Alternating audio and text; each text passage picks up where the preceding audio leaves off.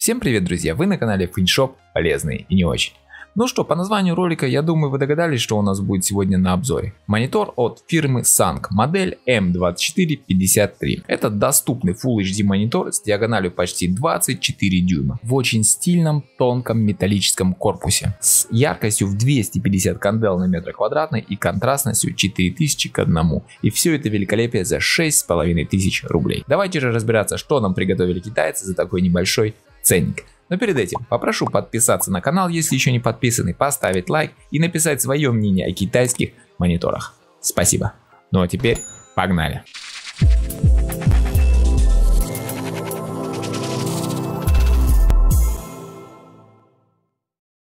Поставляется монитор в обычной серенькой коробке с изображением азиатского тигра с вынесенными характеристиками. Далее нас встречает бутерброд из двух пенопластовых вставок, внутри которых и находится наша панель. Здесь также расположилась вся комплектация. Металлическая ножка, кронштейн, на который непосредственно крепится сам монитор, HDMI шнур с защитными колпачками, руководство пользователя на двух языках с русским, замечу, это хорошо, один болтик для крепления ножки и компактный блок питания на 12 вольт 3 ампера. Замечу, характерного запаха дешевого китайского пластика нет совсем, и это хороший знак. Крепится монитор к кронштейну очень просто, буквально одной рукой, на защелку. Есть также возможность разместить его на крепление веса размером 75 на 75. Хочу также отметить металлическую ножку, на ней по краям установлены 3 резиновых накладки, благодаря ним монитор плотно стоит на поверхности без произвольных движений. Жаль, конечно, что нельзя регулировать высоту монитора, только угол наклона. Весит наш сегодняшний герой 2 кг 740 грамм. Материалы корпуса металл плюс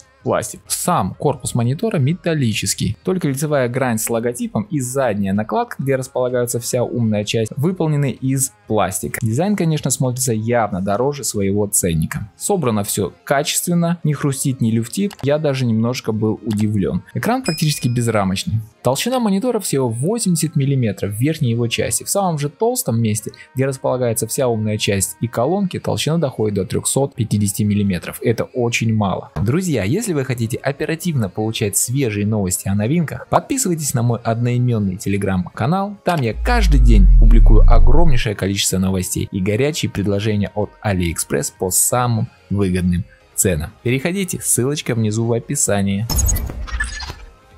Внизу расположились элементы управления в виде 5 клавиш. Нажимаются они, конечно, не очень приятно. Мне лично нравится управление джойстиком, но это дело вкуса. Световой индикатор. Далее идут порты HDMI и VGA, 3,5 мм аудиоразъем и разъем подключения блока питания. С левой нижней стороны расположился динамик. Да, он слабенький, все же это лучше, чем ничего, согласитесь. Вот небольшой пример его звучания.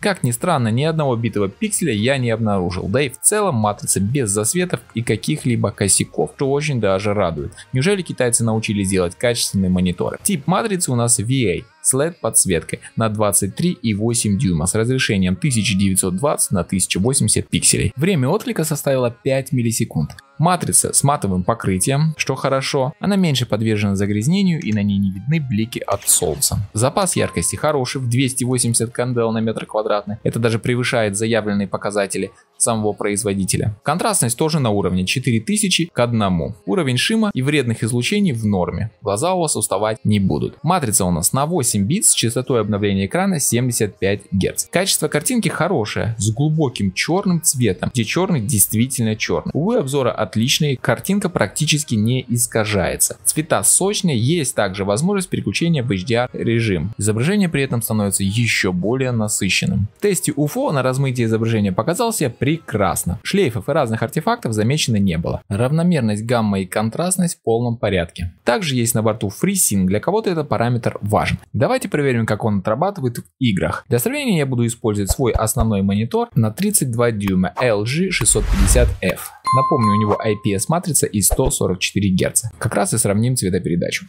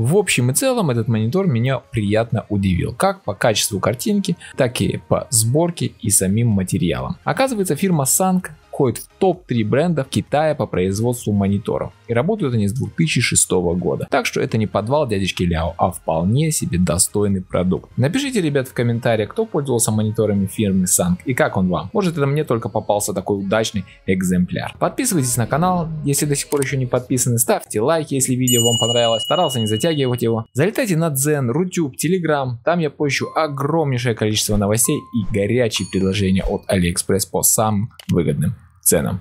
Всем мира, добра и позитива. И пусть все у вас будет по фэншую. До новых встреч. Пока-пока.